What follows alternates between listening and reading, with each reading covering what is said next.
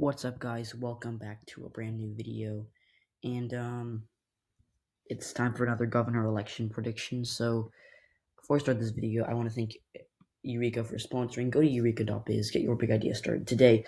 Also, I want to talk about we're currently at 472 subscribers. Can we get to 500 by the end of August? It's ambitious, but I think we can do it, guys. Again, I'll be making a channel trailer and intro for when we hit 500 subscribers. So without further ado, now I'm going to get into these elections, and I'm just going to actually do this in a different format because there are not a ton of elections. There are only 11 governor elections, I believe. Yeah, there are only 11. But they're still worth talking about, I guess you could say, because this is a 2020 election year, and redistricting happens. Some states are gaining congressional districts like Montana or North Carolina. Some states are losing congressional districts like West Virginia or just West Virginia is losing congressional districts. So this really does have somewhat of an impact on the election. So I'm going to just fill out our states that aren't going to be contested. I think John Huntsman Jr. He actually ended up winning the governor primary in Utah. Not going to be too competitive. North Dakota, Doug Burgum is one of the most popular governors in the United States. And in fact, he actually has a good approval rating with Democrats. If I can find where he is, Burgum. He currently has a plus 38 net approval rating. So, yeah, also with Democrats, he's plus 8, which shows he's in a very good, and he's already in a red state, so he's in a very good position for re-election. And, I think Indiana is also going to be safe for the Republican Party. Democrats are running Woody Myers, who is a physician. Not too great of a candidate. They don't really have anyone to run. I mean, like, maybe if they ran Pete Buttigieg or Joe Donnelly, it would have been close. But, again, I don't think that they're going to be able to win here, especially in the presidential election year, with Eric Holcomb being the incumbent governor. And Democrats, they have two. Washington is a blue state. Popular Governor Jay Inslee. He was praised for his handling of coronavirus.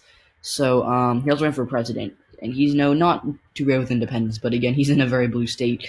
And he's going to win re-election by an easy margin. Same with John Carney, the incumbent governor of Delaware. So, so now that we got those out of the way, we're going to do our contested one. So, New Hampshire is going to be likely for the Republican. They have a popular incumbent, Kirsten, who I believe is in the top 10. He's number 5, doing very well with Democrats, Independents, and Republicans alike.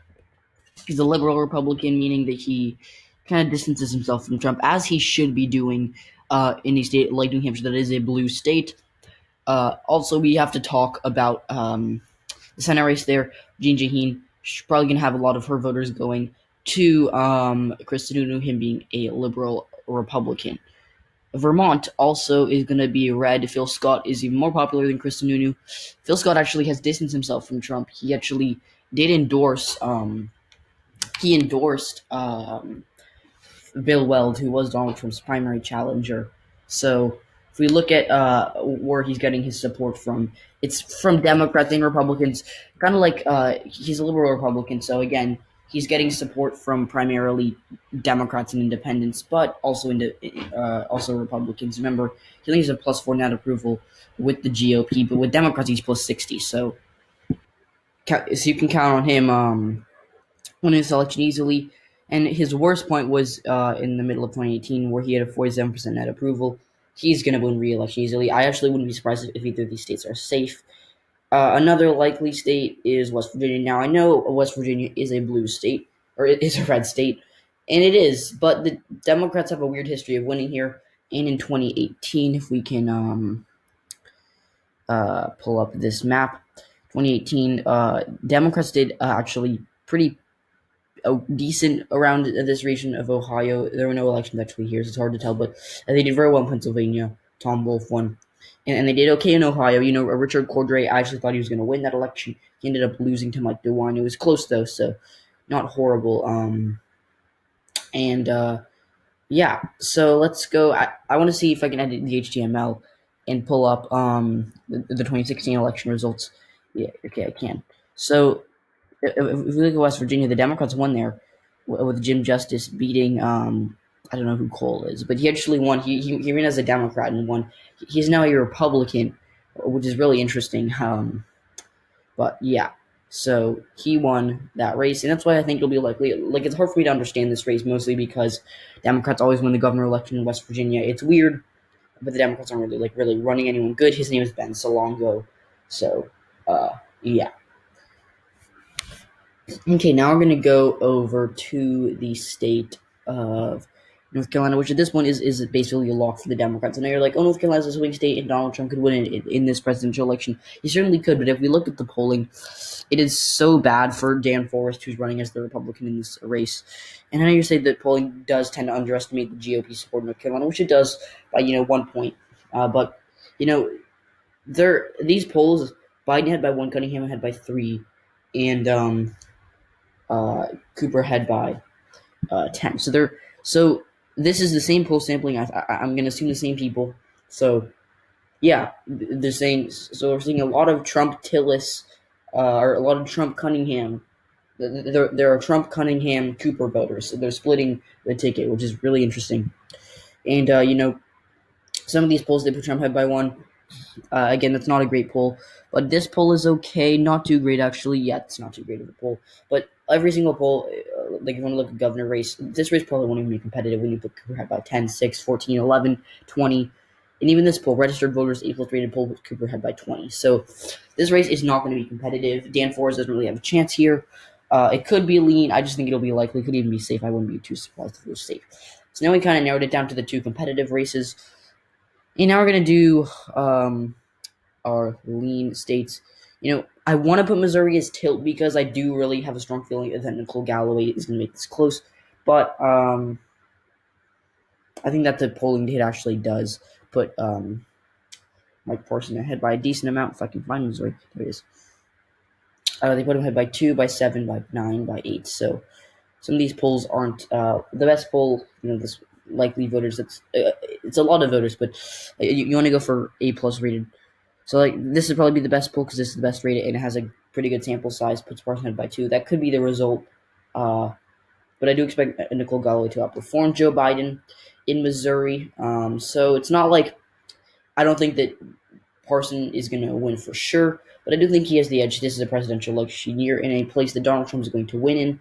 Remember, they did actually have an interesting Senate race in 2016 where they ran a pro-Trump Democrat, Jason Kander. He was the winning. It could be something like that with Nicole Galloway. Now Galloway is not a pro-Trump Democrat at all. She's still centrist and she's still more moderate than most Democrats are. We also have to talk about the fact that Mike Parson, who's the incumbent, has never held an elected office before and is doing pretty poorly with independents overall in polling. So, yeah. Okay, lastly, last but not least, is the one race everyone's talking about for the governor race. Missouri and North Carolina are kind of competitive, not exactly swingy, though, kind of like the New Hampshire of this governor races. They're somewhat contested, not really. Now, this one I could see going either way, really.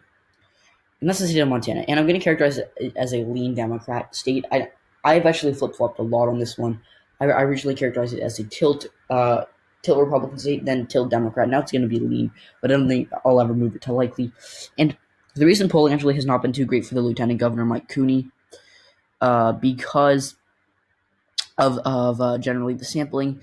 They put Gianforte ahead by 8, and this is a good poll that I trust, but again, you're sampling only likely voters. The best poll by grade, if we can, there were a bunch of polls that had Cooney ahead. I remember there were a lot. I don't know where this went, but the point is, Democrats generally do very, very well in the. Why is it not showing me governor? Okay.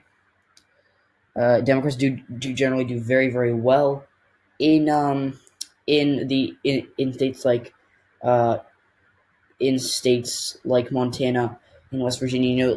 Montana, I think Bullock's going to win the Senate race there, but I mean, see if we can pull up 2016 where Steve Bullock did win. He beat the same guy who's running this time, Greg Gianforte.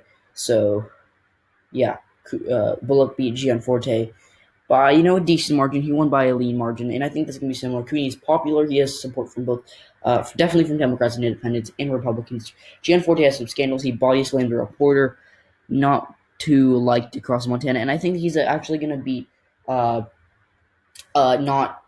able to.